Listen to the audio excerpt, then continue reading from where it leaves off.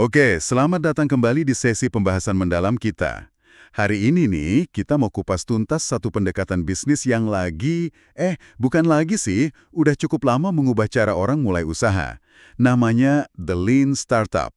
Kita bakal lihat dari ringkasan buku Eric Ries dan beberapa contoh kasus nyata. Tujuannya, biar kita sama-sama paham gimana sih cara cerdas ubah ide jadi bisnis, tapi lebih cepat, dan yang penting, nekan risiko gagal. Ini cocok banget buat Anda yang mungkin punya ide numpuk di kepala atau malah udah mulai jalanin bisnis. Siap ya? Yuk kita bedah bareng-bareng. Sip. Jadi kalau kita ngomongin lean startup, sebetulnya inti utamanya itu adalah pergeseran pola pikir yang fundamental banget. Pergeseran pola pikir ya? Gimana tuh maksudnya? Iya, jadi dari yang tadinya kita mikir harus punya rencana bisnis super tebel, produk harus sempurna dulu baru launching. Nah ini digeser ke fokusnya jadi ke proses belajar terus-menerus dalam kondisi yang ya namanya juga startup, serba nggak pasti kita kan? Belajar terus-menerus. Betul. Pertanyaan kuncinya jadi gini, gimana caranya kita bisa tahu secepat mungkin apa sih yang benar-benar orang mau beli atau pakai sebelum kita kehabisan waktu, tenaga, dan tentunya uang. Nah, itu dia. Menarik banget. Karena kan kita sering dengarnya, wah harus punya rencana bisnis 5 tahun. Mantap gitu kelihatannya. Tapi menurut Riz, pendekatan tradisional kayak gitu, apa sih jebakan atau resiko terbesarnya? Nah itu dia, jebakan utamanya menurut Riz dan banyak pengalaman startup ya, itu terlalu fokus ke eksekusi rencana yang udah dibuat matang-matang. Padahal, Padahal asumsi-asumsi awal di balik rencana itu, terutama soal apa sih yang dibutuhin atau diinginkan pelanggan, itu seringkali ya meleset, salah total malah kadang.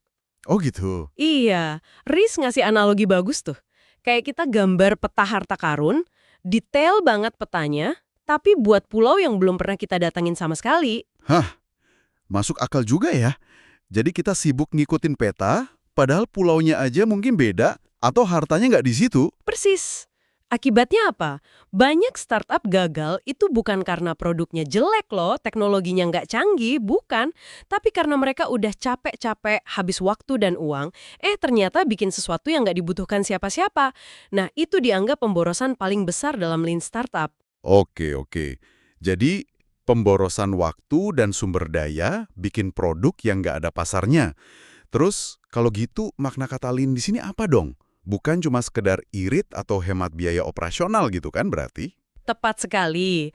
Bukan cuma soal hemat duit meskipun itu efek samping yang bagus ya, tapi lean di sini artinya lebih dalam, mengurangi pemborosan upaya dan waktu dalam membangun fitur atau bahkan keseluruhan produk yang ternyata salah yang nggak diinginkan pelanggan.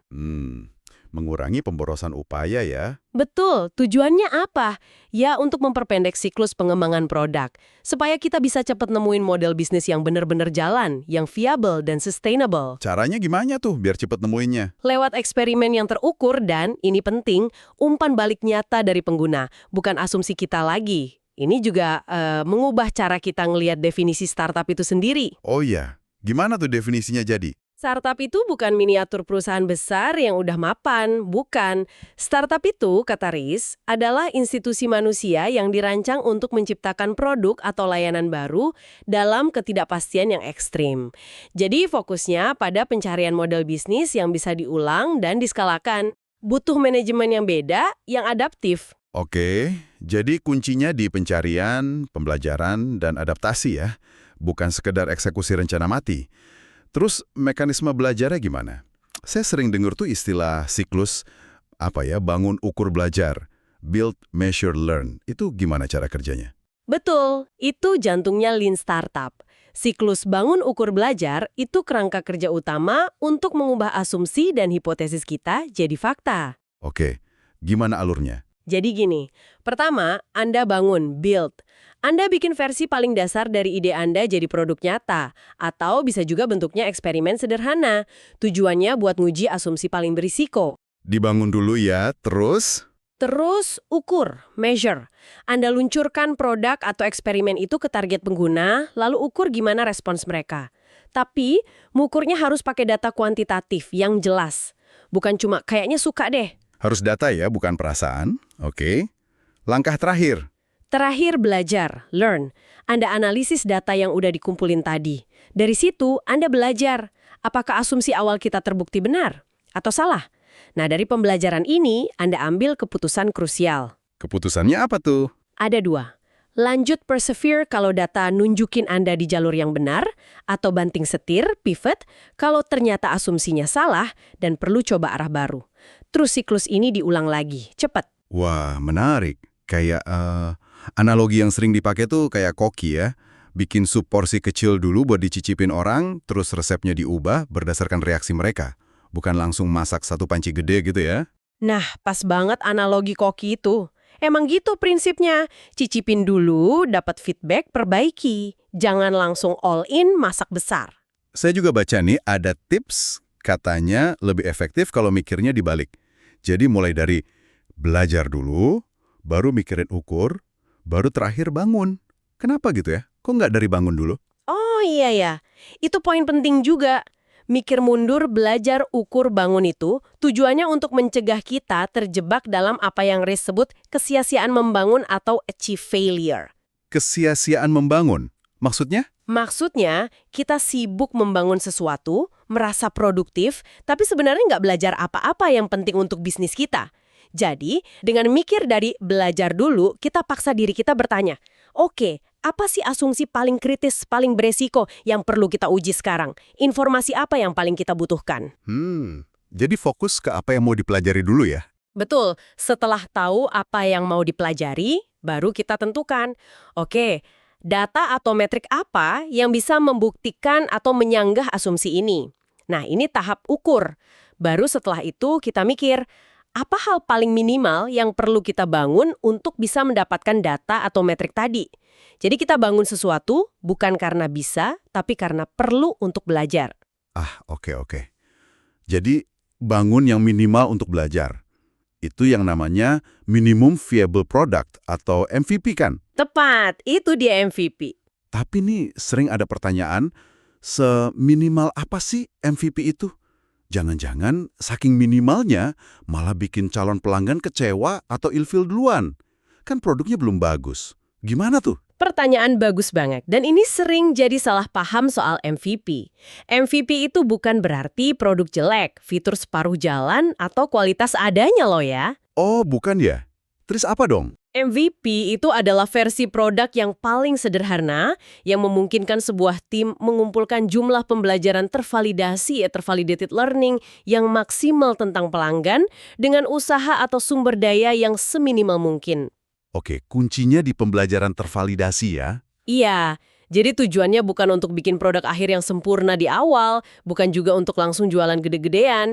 Tujuan utama MVP adalah memulai proses belajar secepat dan seefisien mungkin. Memulai proses belajar. Ada analogi lain nggak biar lebih kebayang?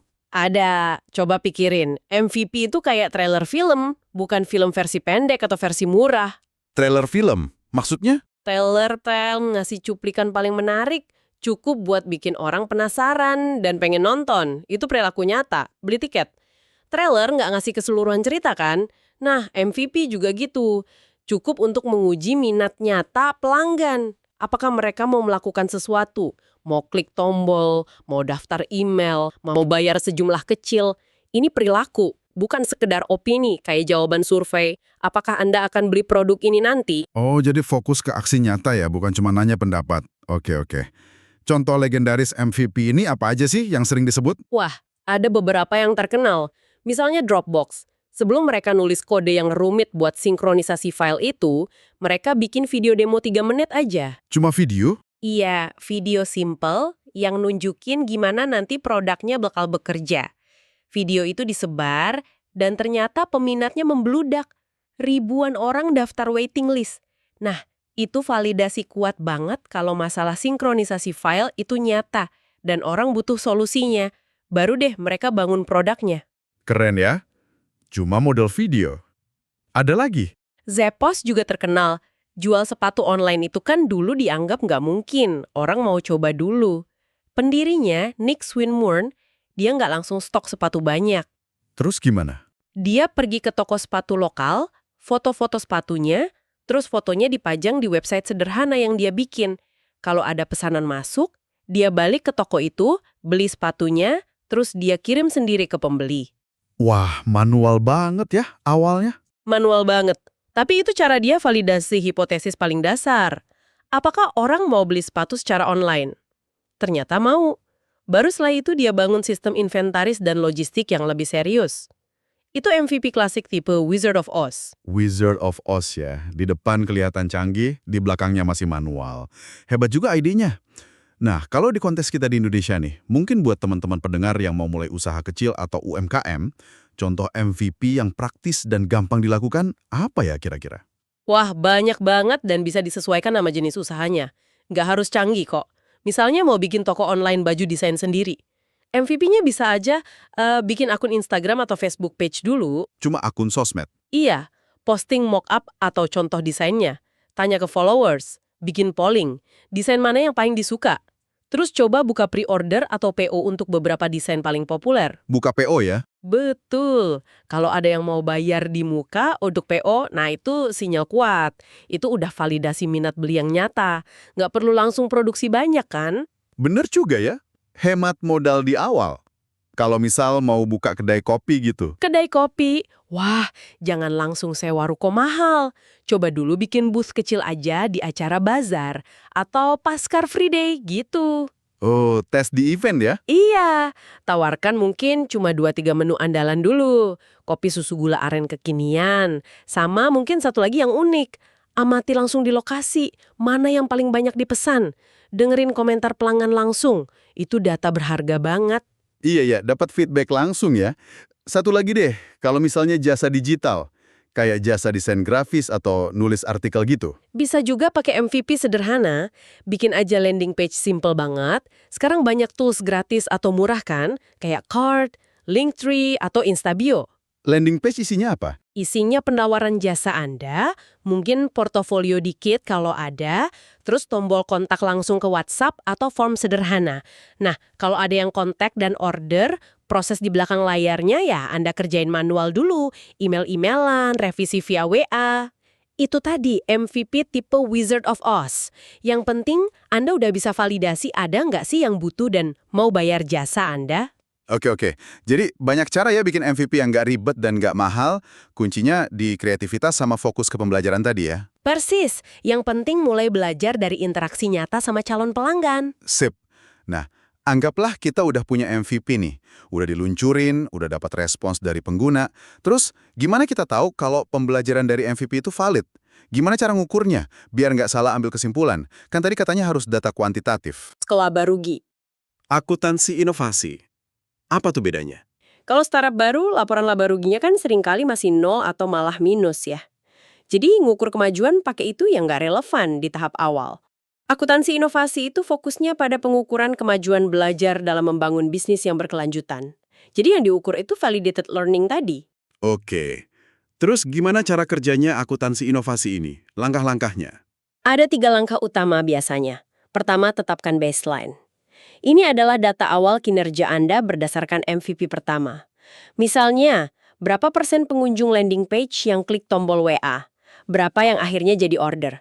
Itu baseline Anda. Oke, punya angka awal dulu ya. Terus, Kedua, setel mesin pertumbuhan. Tune the engine. Setelah punya baseline, Anda mulai lakukan eksperimen-eksperimen kecil secara terstruktur. Tujuannya, untuk memperbaiki metrik kunci tadi. Misalnya, coba ubah judul landing page, ubah tombol call to action, tes harga beda. Setiap perubahan diukur dampaknya ke metrik baseline tadi. Jadi, eksperimen terus untuk naikin angka metriknya ya? Betul. Nah, yang krusial banget di sini adalah memilih metrik yang tepat.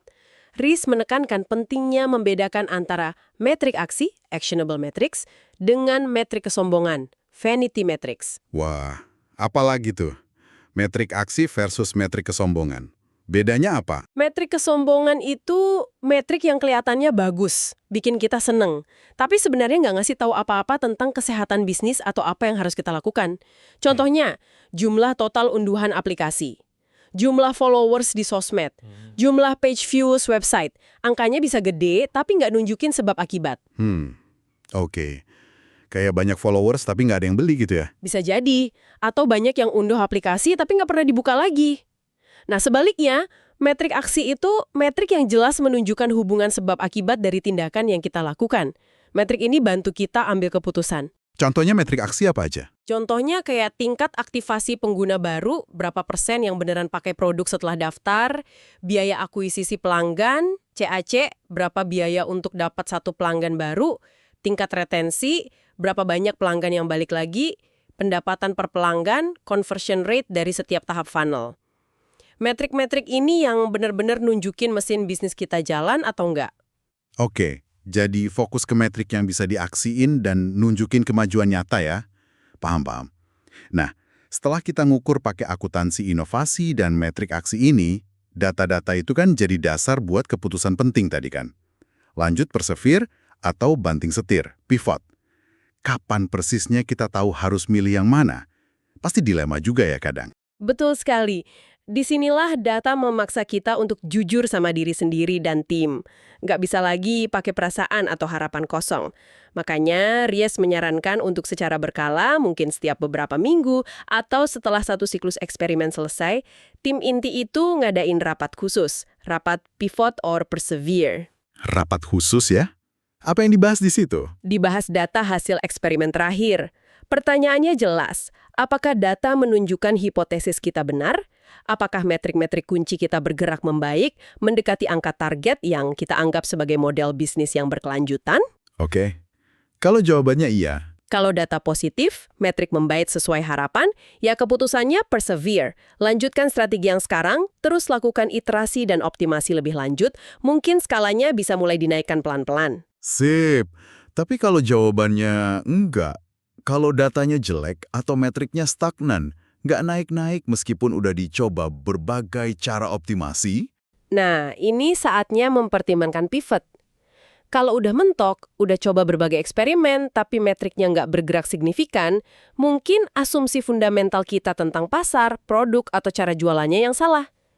Pivot itu bukan berarti gagal total ya, tapi sebuah koreksi arah yang terstruktur. Kita secara sadar mengubah sebagian dari strategi kita untuk menguji hipotesis fundamental yang baru. kenapa pivot ini penting? Kenapa nggak terus aja mencoba optimasi? Karena kalau nggak berani pivot, padahal data udah menunjukkan jalan buntu, risikonya jadi startup zombie. Ya, startup yang kayaknya masih hidup, masih ada aktivitas, tapi sebenarnya nggak kemana-mana. Nggak tumbuh, tapi juga nggak mati-mati. Cuma menghabiskan sumber daya aja pelan-pelan. Pivot itu cara untuk menghindari nasib jadi zombie. Oke, paham. Contoh pivot itu kayak gimana sih bentuknya? Apa aja yang bisa diubah? Ada banyak jenis pivot yang dijelasin Riz. Misalnya, zoom in pivot. Awalnya produk punya banyak fitur, terus kita pivot fokus ke satu fitur aja yang ternyata paling diminati pelanggan. Contoh klasiknya Instagram. Awalnya namanya Bourbon. Fiturnya banyak, terus pivot cuma fokus ke foto filter dan sharing. Oh iya, Instagram ya. Ada lagi? Ada customer segment pivot. Produknya tetap sama, tapi kita sadar ternyata target pasar yang lebih cocok itu beda dari yang kita sasar awalnya. Jadi kita ubah target pasarnya. Atau customer need pivot. Kita udah deket sama pelanggan, terus kita sadar masalah mereka yang sebenarnya dan lebih penting itu bukan yang kita coba selesaikan sekarang. Jadi kita pivot untuk memecahkan masalah lain yang lebih besar itu. Kadang pakai teknologi yang sama. YouTube contohnya, awalnya situs kencan video, terus pivot jadi platform berbagi video umum. Wah, banyak ya jenisnya. Jadi pivot itu bukan sekedar ganti warna tombol gitu ya, tapi perubahan strategis yang lebih mendasar. Betul. Perubahan terstruktur berdasarkan pembelajaran dari siklus bangun ukur belajar. Apakah pendekatan Lean Startup ini masih relevan dan bisa diterapkan? Atau terlalu ribet mungkin? Pertanyaan bagus, jawabannya sangat relevan. Justru prinsip dasar Lean Startup ini menurut saya universal banget. Universal ya. Kenapa gitu? Karena intinya kan tentang mengurangi pemborosan dan belajar cepat dari pelanggan. Itu berlaku buat bisnis apa aja, skala berapa aja, mau bikin catering rumahan, bengkel motor, toko kelontong, semua bisa pakai prinsip ini. Ada contoh nyata nggak di Indonesia? Mungkin yang skala UMKM. Ada kok, saya pernah dengar cerita misalnya ada catering rumahan namanya Men, dia pakai WhatsApp buat nerima pre-order menu harian. Oke, pakai WA ya? Iya. Nah, setiap hari dia tawarin menu beda. Dari data pesanan WA itu, dia bisa cepat banget tahu menu mana yang laku keras, mana yang kurang diminati. Besoknya dia bisa langsung adjust menunya. Itu kan siklus bangun, tawarin menu, ukur, lihat data pesanan WA, belajar, adjust menu besok. Yang cepet banget. Dia nggak perlu masak banyak untuk menu yang nggak laku. Wah, iya juga ya. Simple tapi efektif. Ada contoh lain? Atau ada cerita warung seafood, rajanya seafood misalnya. Sebelum dia mau launching menu baru yang agak mahal, kayak kepiting saus premium gitu, dia nggak langsung bikin banyak. Terus gimana? Dia coba tawarin dulu ke beberapa pelanggan setia yang lagi makan di situ. Dia wawancara singkat, "Pak, Bu, kalau ada menu kepiting saus baru kayak gini harganya sekian, kira-kira tertarik coba nggak?" Dari feedback langsung, itu dia bisa putusin jadi launching atau nggak, atau mungkin harganya perlu disesuaikan. Itu kan bagian dari ukur dan belajar sebelum bangun besar-besaran. Keren. Jadi intinya Lean Startup ini bukan cuma buat startup Silicon Valley ya, tapi bisa banget diadopsi sama UMKM kita dengan cara yang disederhanakan. Betul banget, nggak perlu nunggu punya tim engineer atau dana investor gede. Bisa dimulai hari ini juga dengan alat seadanya yang udah Anda punya. Kuncinya di pola pikirnya itu. Sip, oke deh. Kayaknya udah banyak banget nih yang kita bahas soal Lean Startup.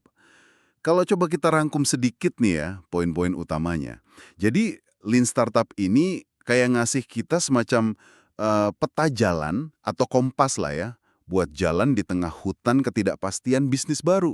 Iya, betul. Peta untuk navigasi. Dimulai dari perubahan pola pikir. Jadi fokus ke belajar, bukan cuma eksekusi. Terus, kita harus pinter-pinter identifikasi asumsi mana yang paling berisiko, yang paling mungkin bikin kita gagal kalau salah. Penting itu, identifikasi asumsi. Habis itu, bangun MVP, versi paling minimal untuk nguji asumsi tadi ke pasar nyata, bukan produk sempurna. Yap, MVP untuk belajar. Terus ukur hasilnya pakai metrik yang benar-benar penting. Metrik aksi, bukan metrik kesombongan. Pakai akuntansi inovasi. Jangan terjebak metrik palsu. Dan terakhir, berdasarkan data pengukuran tadi, kita harus berani ambil keputusan tegas. Lanjut, perceive, kalau memang di jalur yang benar. Atau banting setir, pivot, kalau ternyata asumsinya salah. Terus ulangi siklus bangun ukur, belajar ini terus-menerus. Gitu ya kira-kira? Lengkap banget, persis seperti itu rangkumannya. Dan mungkin satu hal lagi yang perlu diingat, ini sering disalahartikan juga. Lean Startup itu bukan tentang gagal cepat atau fail fast. Oh, bukan ya. Sering dengar soalnya istilah itu. Cepat. Setiap eksperimen yang kita lakukan, bahkan yang hasilnya nggak sesuai harapan, itu bukan kegagalan murni. Itu adalah investasi. Investasi untuk mendapatkan pengetahuan yang berharga tentang pasar, tentang pelanggan, tentang produk kita. Jadi, gagalnya itu ongkos belajar ya? Bisa dibilang gitu. Tujuannya adalah membuat ongkos dan waktu untuk belajar tuh jadi serendah dan secepat mungkin. Supaya apa? Supaya kita punya cukup landasan pacu. Cukup waktu dan sumber daya untuk akhirnya bisa menemukan formula bisnis yang tepat sebelum kita kehabisan bensin. Belajar cepat, bukan gagal cepat. Oke, ini perspektif yang penting. Nah, sebagai penutup nih, mungkin ada satu pertanyaan buat jadi bahan renungan teman-teman pendengar di rumah atau dimanapun Anda berada. Coba deh, pikirkan. Kalau Anda punya satu ide bisnis yang lagi dipikirin, atau mungkin bisnis yang lagi jalan sekarang, apa sih satu asumsi paling penting, paling krusial, yang sebenarnya Anda paling nggak yakin atau paling ragu kebenarannya? Asumsi paling berisiko ya. Iya, asumsi paling berisiko. Nah, kalau udah ketemu asumsinya, coba pikirin lagi. Gimana cara paling sederhana, paling cepat, paling murah, Anda bisa menguji asumsi itu minggu ini? Mungkin caranya nggak perlu bikin produk fisiknya dulu, kayak contoh-contoh tadi. Coba direnungkan ya. Semoga obrolan kita hari ini bermanfaat dan bisa memicu aksi nyata. Semoga. Mulai dari yang kecil, mulai dari belajar. Betul. Oke, terima kasih banyak atas waktunya dan insight-nya hari ini. Sampai jumpa di pembahasan mendalam kita berikutnya.